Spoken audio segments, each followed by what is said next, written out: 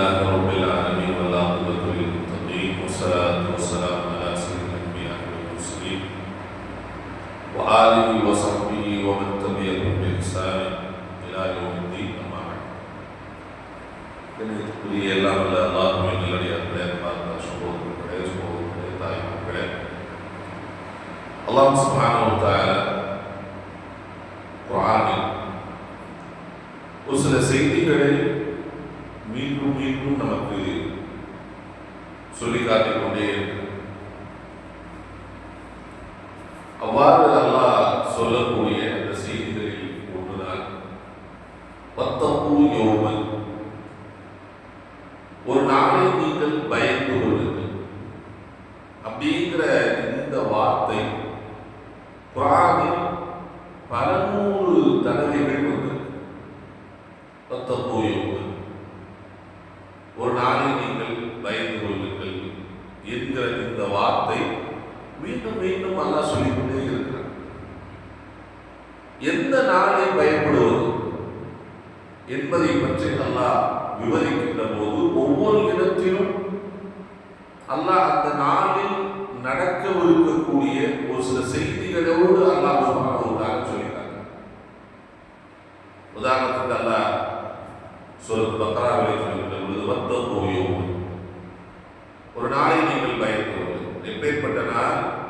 லா தஜ்ஸி நஃப்ஸுன் an நஃப்ஸின் ஷைஅன்,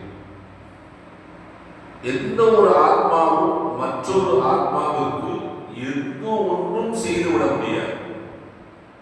அந்த நாளை நீங்கள் பயந்து கொள்ளுங்கள். இன்னும் அந்த நாள் எப்பேற்பட்ட நாள்? வலா துக்பலு மின்ஹா ஷஃபாஅ, ஒருத்தர் மற்றவருக்கு உதவி செய்ய முடியாது. ஒருத்தருக்காக இன்னொருத்தர் செய்யக்கூடிய பரிந்துரையும் ஏற்றுக்கொள்ளப்பட ஒரு விட்டுருங்க அப்படின்னு யாராவது வந்து கெஞ்சினா கூட அதை ஏற்றுக்க மாட்டாங்க. வலா துக்ஸது மின்ஹா அத்ல், எந்த பணைய தொகையும் ஏற்றுக்கொள்ளப்பட மாட்டாங்க. சரி, நடந்து போச்சுருந்தாங்க, ஏதோ 1 லட்சம் ரூபாய் வச்சுக்கிட்டு ஒரு 10,000 ரூபாய் வச்சுக்கிட்டு ஒரு 10 லட்சம் ரூபாய் கொடுத்து ஆளை விட்டுருங்க அப்படின்னு ஏதாவது ஈட்டு தொகையாவது கொடுத்து அதை சரி கட்ட முடியுமாங்க? அந்த நாள்ல எந்த ஈட்டு தொகையும் கொடுக்கவும் முடியாது. வலாஹும் சொல்லும், அதே நேரத்தில் யாரும் எந்த வகையிலும் உதவி செய்யப்பட மாட்டார்கள். அப்படியாப்பட்ட நாளை நீங்கள் பயந்து கொள்ளுங்கள் என்று அல்லாஹ் சொல்றார். இன்னொரு இடத்துல அல்லாஹ் சொல்றார், அதே சூரத் பக்ரா, வத்தகு யௌமன், அந்த ஒரு நாளை நீங்கள் பயந்து கொள்ளுங்கள். எப்பேற்பட்ட நாள் என்று சொன்னால் துர்ஜஊன ஃபீஹி இலல்லாஹ், எந்த நாளையில் நீங்கள் அல்லாஹ்வின் பக்கம் மீட்டி எழுப்பப்படுவீர்களோ அந்த நாளை பயந்து கொள்ளுங்கள். எதற்காக நீங்கள் மீட்டி எழுப்பப்படுகிறீர்கள்? சும்ம துவஃபா குல்லு நஃப்ஸின் மா கஸபத், ஒவ்வொரு ஆத்மாவும் இந்த உலகத்தில் என்ன செய்தது அதற்குரிய கூலி முழுமையாக வழங்கப்படுமே. என்ன அநியாயம் செய்யாம அப்படியாப்பட்ட ஒரு நாளை நீங்க பயந்துக்கங்க என்று என்ன செய்கிறார் அல்லாஹ் சுப்ஹானஹு வ தஆலா சொல்லி காட்டுறார். இப்படி நிறைய இடங்கள்ல அந்த நாளையில் நடக்க போகின்ற அந்த விஷயங்களோடு அந்த நாளை சம்பந்தப்படுத்தி இப்படியாப்பட்ட நாளை நீங்க பயந்துக்கங்க அப்படிங்கிறாங்க. இதையெல்லாம் நம்முடைய கண்ணுக்கு முன்னால் அல்லாஹ் சுப்ஹானஹு வ தஆலா கொண்டு வருகிறார். உதாரணத்துக்கு வச்சுக்கோம், நாம வந்து ஒரு இக்கட்ல மாட்டிருக்கோம், ஒரு கடுமையான ஒரு இக்கட்ல நம்ம மாட்டிருக்கோம்னு வைக்கணும். எந்த அளவுக்கு உயிருக்கே ஆபத்து ஏற்படுற மாதிரியான ஒரு இக்கட்டான ஒரு சூழல் எனக்கு ஏற்பட்டிருக்கிறது வைத்துக்கணும். அப்ப என் கண்ணுக்கு முன்னாடி என் தெரிந்தவர்கள், எனக்கு ரொம்ப பரிச்சயமானவர்கள், என் மீது நிறைய அன்பு கொண்டவர்கள், அவங்க எனக்கு முன்னாடி நடந்து போறாங்க என்று வைத்துக்கொள்ளும். நான் என்ன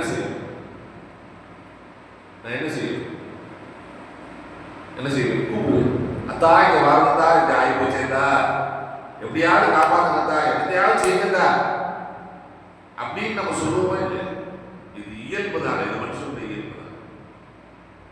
நான் பயங்கரமான இக்கட்டில் இருக்கேன், கஷ்டமாயி போச்சு, இப்படி ஆகி போச்சு, நல்ல வேளை நீங்க வந்தீங்க, ஏதாவது ஒரு உதவி பண்ணி எனக்கு காப்பாற்ற உயிரே போற மாதிரி இருக்கேன் அப்படின்னு நாம் சொல்லுவோமா சொல்ல மாட்டோம்.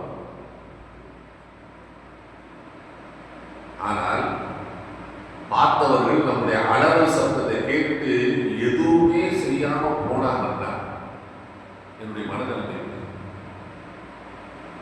நான் எப்படி இருப்பேன்? என் மனசு என்னவாகும்? என்னப்பா தெரிஞ்சவங்க நமக்கு உதவி செய்யாம போறாங்களே. சரி, தெரிஞ்சவங்க மூணாவது மனுஷன், என் புள்ள, நான் பெற்றெடுத்த புள்ள நான் ஆபத்தில் மாற்றிருப்பதை பார்த்து விட்டு கண்டு கொள்ளாமல் போகிறார் என்றால் ஒரு தாயின் மனசு என்ன பாடும்? சரி, என்னை கட்டிய கணவன் அல்லது நான் கட்டிய மனைவி நான் துன்பத்தில் இருக்கின்ற பொழுது என்னை பார்க்காம, அப்படி பார்க்காம, நான் அலர்வதையெல்லாம் பார்த்து விட்டு கூட பார்க்காம நடந்து போனார் என் மனநிலைமை எப்படி? என் சொந்தக்காரங்க போறாங்க, என் புள்ள போகுது, என் மனைவி போறாங்க, என் கணவன் போகிறார், என் பக்கத்து வீட்டுக்காரர் போறான், எல்லாரும் போய்கொண்டே இருக்கிறார்கள். ஆனால் நான் கத்திக்கொண்டே இருக்கிறேன். இப்படியாப்பட்ட ஒரு நிலைமை இந்த உலகத்தில் எனக்கு ஏற்பட்டால் நான் என்ன செய்வேன்? என் உயிரை மாய்த்துக் கொள்வது இருக்கிறது. எனக்கு எந்த உதவியுமே இல்லை. அல்லாஹ் சொல்றா, இப்படித்தான் வறுமை இருக்கும். எல்லாம் வந்து இருப்பீங்க, ஒருத்தரை நான் விட மாட்டேன். ஆதம் அலைஹிஸ்ஸலாத்து வஸலாம் அவர்கள் முதற்கொண்டு இந்த உலகத்தில் பிறக்கின்ற கடைசி மனிதர் வரைக்கும் யாரெல்லாம் இருக்கிறார்களோ எல்லாத்தையும் கொண்டு வந்து ஒரே மைதானத்தில் நிப்பாட்டிடுவேன். எப்படி நிப்பாட்டுவேன்? நபி ஸல்லல்லாஹு அலைஹி வஸல்லம் சொன்னாங்க, யஹ்ஷரூன இலா ரப்பிக்கும் ஹிஃபாத் வ உராத் வ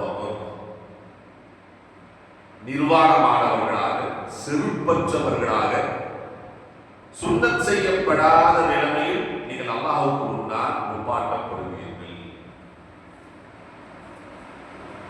ஆயிஷா ரலியல்லாஹு அன்ஹா கேட்டாங்க, யா ரசூலல்லாஹ், அல்லாஹ்வுக்கு முன்னாடி அந்த மறுமையில அல்லாஹ் விசாரிக்கும் போது இந்த மஹ்ஷர்ல எல்லோரும் நிர்வாணமானவர்களாக எழுப்பப்படுவோம் என்று நீங்கள் சொல்கிறீர்களே, அப்படி என்றால் ஐநன்னிசா, பெண்களுடைய நிலைமை என்ன? யார் சொல்லலாம்? நாங்க என்ன ஆகுறது? எங்களுடைய நிலைமை என்ன என்று என்ன செய்யறாங்க? அவங்க அந்த வெட்கப்பட்டு கொண்டு கேட்கிறாங்க. அப்ப நபி ஸல்லல்லாஹு அலைஹி வஸல்லம் சொன்னாங்க, ஆயிஷா, அந்த யாரும் பார்த்து ரசிக்கிற அளவுல எல்லாம் இருக்காது. அல் அம்ரு அஷத்து, நான் எனக்கு ஒரு இக்கட்ல நான் மாட்டிட்டேன், என்ன செய்வதுன்னே எனக்கு தெரியல. அப்படி இருக்கிறப்ப எனக்கு சாப்பிட தோணுமா, குடிக்க தோணுமா? எதாப்புல வந்து இப்படி நடந்து போறேன், இப்படி நடந்து உலகத்தை வெறுத்து இப்படி நடந்து போயிட்டு இருக்கிறப்ப எதிர வர்றவங்க தெரியுமா? அவன் என்ன சட்டை போட்டிருக்கானா, சட்டை போடலையா, அவன் என்ன பண்ணியிருக்கான், இது எனக்கு தெரியும், எதுவுமே தெரியாது. கண்ணுக்கு அதுவுமே தெரியாது. நான் பட்ட கவலை மட்டும்தான் என் மனசுல நிற்குமே தவிர என் முன்னாடி என்ன நடக்குதுன்னே எனக்கு தெரியாது. இது மனுஷன் இயல்பு. அல்லாஹ் சொல்றான், அப்படித்தான் இருப்ப, அப்படித்தான் இருப்ப. உனக்கு என்ன நடக்க போகுது, என்ன முடிய போகுது, அல்லாஹ் சொர்க்கத்தை கொடுக்க போறானா, நரகத்தை கொடுக்க போறானா, நரகத்துல போய் விழுது. ஏன்னா நரகத்தை கண்ணுக்கு முன்னாடி கொண்டு வந்து வச்சிருவான். நரகத்தை பார், இதுதான் நரகம், இதுக்குள்ளதான் நரகவாசிகளை தூக்கி போட போறோம் என்று நரகத்தையும் நரகமும் இழுத்து கொண்டு வரப்பட்டு முன்னாடி வைக்கப்பட்டுவிடும். பார்த்துக்க நரகத்தை எப்படி இருக்கும், திக்கு திக்கு திக்கு அடிக்குமா கேட்க. நம்ம தொழுகமே, நம்ம தொழுகை அல்லாஹ் ஏத்துக்கிட்டானா இல்லையா, நம்ம வச்ச நோம்பு அல்லாஹ் ஏத்துக்கிட்டானா இல்லையா, நாம பண்ண தப்பெல்லாம், என்னென்ன தப்புகள்லாம் பண்ணா அந்த தப்பெல்லாம் கண்ணுக்கு முன்னாடி வந்து நிற்குமே, அதையெல்லாம் கொண்டு வருவானா, அதுக்கெல்லாம் அல்லாஹ் என்ன தண்டனை கொடுக்க போறா, என்ன நடக்க போகுது, எனக்கு வெற்றி கிடைக்குமா தோல்வி கிடைக்குமா, ஹாஷியத்தன் அப்சாருஹும் அந்த நேரத்தில் எல்லோருடைய அந்த பார்வைகளும் பயத்தினால் குத்தி நிலகுத்தி நிற்கிறாங்க. காசியத்தனம் அல்லாஹ் அக்பர். அல்லாஹ் சொல்றான், அப்படித்தான் இருப்பீங்க, அந்த மாதிரி நீங்க இருக்க முடியும். எப்படியாப்பட்ட இடம்?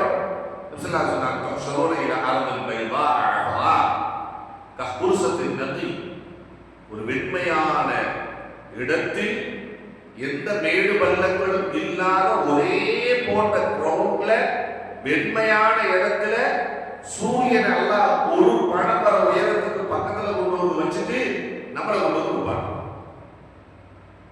லட்சோப மைல் கிலோமீட்டருக்கு அப்பால இருக்கிறப்பே இந்த வெயில் தாக்க முடியலங்கிறோம். அல்லாஹ் ஒரு பணப்பர உயரத்துக்கு பக்கத்துல கொண்டு வந்துட்டானா என்ன நடக்கும்? எழுப்பி கொண்டு வந்து அல்லாஹ் சுப்ஹானஹு வ தஆலா கேள்விகளை கேட்கிறதுக்கு முன்னாடியே அப்படி சும்மா நிப்பாட்டிடுவோம், நில்லுன்னு நிப்பாட்டிடுவோம். எத்தனை வருஷத்துக்கு, எத்தனை நாளுக்கு? ஒரு 1 மணி நேரம் 2 மணி நேரமா? 50,000 வருஷம், 50,000 வருஷம் அப்படி நிற்கணும். அந்த வெயிலுக்குள்ள நிற்கணும், அந்த வேர்வைக்குள்ள நிற்கணும். என்ன நடக்க போதும் தெரியாம துடித்து கொண்டு நீ நிற்க வேண்டும். அந்த கவலை உனக்கு இருக்கணுங்கிற அந்த சூழல் அப்ப மகனை பார்ப்பேன், என் கணவனை பார்ப்பேன், என் சகோதரனை பார்ப்பேன், என் உங்களை பார்ப்பேன். உங்களை பார்த்துட்டு என்ன செய்வேன்னா பார்ப்பேன், அழைப்பேன். ஆனால் யாரும் என்ன செய்ய உதவி செய்வேன்.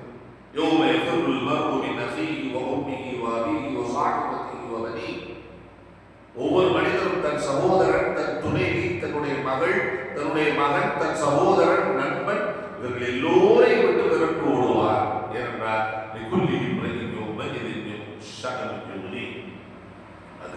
ஒவ்வொரு மனுஷன் அவனை பாதுகாத்துக்கிறதுக்கு என்ன வழி இருப்பான். கடைசியில இந்த மாதிரியான ஒரு சூழல் இருக்கும். அந்த நாளை நீங்க பயந்து கொள்ளுங்க. இது மட்டுமல்ல, எந்த மனநிலைமைக்கு மனுஷன் வந்துருவான்னா அல்லாஹ் சூரத்து ஹாகால சூரத்து மஆரிஜில் அல்லாஹ் சுப்ஹானஹு வ தஆலா சொல்லி காட்டுகிறார். யவத்துல் முஜ்ரிம் லவ் யஃப்ததி மின் அதாபி யௌமிதி பிபனி. சரிப்பா, நாம இப்போ முடிவு எடுக்க வேண்டியது. என்ன முடிவு? என் பிள்ளை எனக்கு உதவி செய்ய மாட்டேங்கிறான், நான் என்ன ஆகும் போது ஏதாக போதும் ஒண்ணுமே நடக்கிறது புரிய மாட்டேங்குது. சரி, ஒரு வேலை அல்லாஹ் என்ன நரகத்துக்கு போகணும்னு முடிவு பண்ணிட்டா நான் அல்லாஹ்ட்ட போய் என்ன சொல்லுவேன்னா, யா அல்லாஹ் என் பிள்ளைய நரகத்துக்கு அனுப்பிடு எனக்கு பதிலா. ஏன்னா என் பிள்ளைய வளர்க்கறதுக்கு நான் எவ்வளவோ கஷ்டப்பட்டிருக்கேன். அதனால என் பிள்ளை எனக்காக நரகத்துக்கு போயிடுவான். ஆனா என்ன நரகத்துக்கு அதான் பணி போவாரா அவரு அத்தாவுக்காண்டி அவன் புள்ள நரகத்துக்கு போவா? யோ, வளர்த்ததெல்லாம் தெரியுதா? அதுக்காண்டி உடனே நரகத்துக்கு போக முடியுமா? நரகத்துக்கு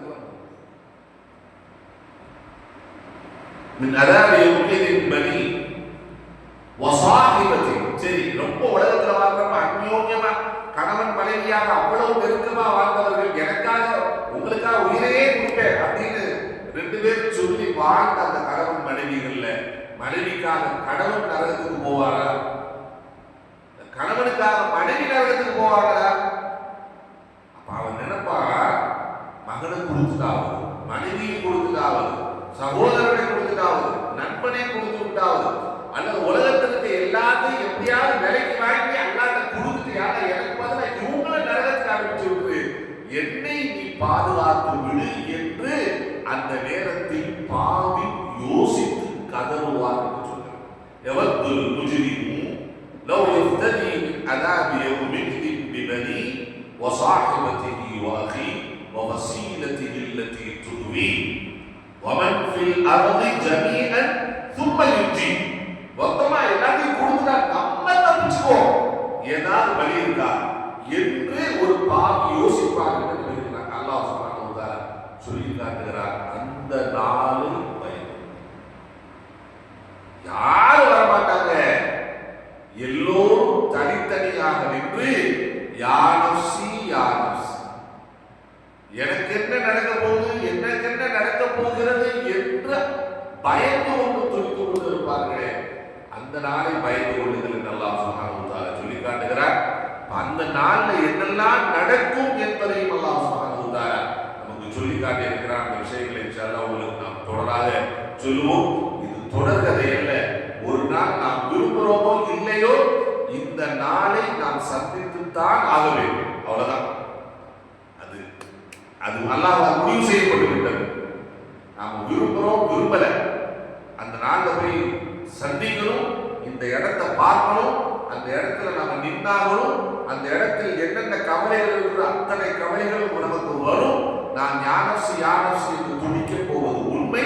இதை எல்லாம் அல்லாஹ் சொல்லி காமிக்கிறது. இந்த நாளை நீ பயந்துங்க.